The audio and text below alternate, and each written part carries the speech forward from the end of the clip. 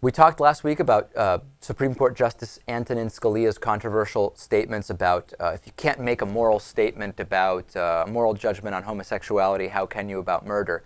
Well, a lot of information has been dug up recently about Justice Antonin Scalia's son, who it turns out was a chaplain at one of these Catholic anti-gay, ex-gay ministries where you can fix gay people to not be gay anymore. This is unbelievable. It turns out, this is an op-ed in the LA Times written by Michael McGow, that Scalia's son was involved in... I just can't even believe that this is even really happening when we talk about Scalia's points of view. He was involved in, his son Paul, Roman Catholic priest, served as a chaplain for the Arlington, Virginia chapter of Courage, which is an official Catholic apostolate that ministers to people with so-called same-sex attractions. This is research from David Pakman Show former guest and member John Becker, who did the investigation at the Marcus Bachmann anti-gay clinic.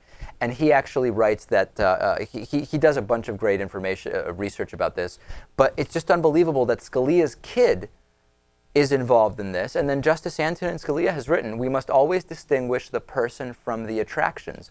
Most errors in this area come from the reduction of the person to the attractions, to say a person who has homosexual attractions must be homosexual, which of course he doesn't believe in.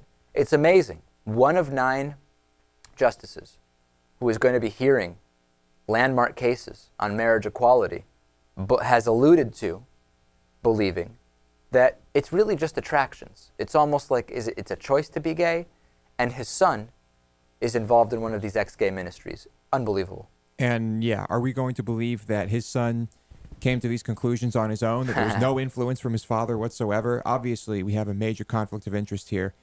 This is someone who should recuse himself. Absolutely. And is he going to? No, because he's, here you go, Eggman, he's a clown. Right. Yeah. No question about it. Natan, you want to chime in on this? I know you have a lot of thoughts on Scalia. Yeah, I just think that in 30 to 40 years, we're going to look at this, at these kinds of views on gay rights and gay people, the way we now view 1950s views on integration and interracial marriage. Yeah, just the anti-gay nuts now don't agree with that. They say it's totally different because you choose to be gay, you don't choose to be black. So it's hard to have that conversation with them. Indeed.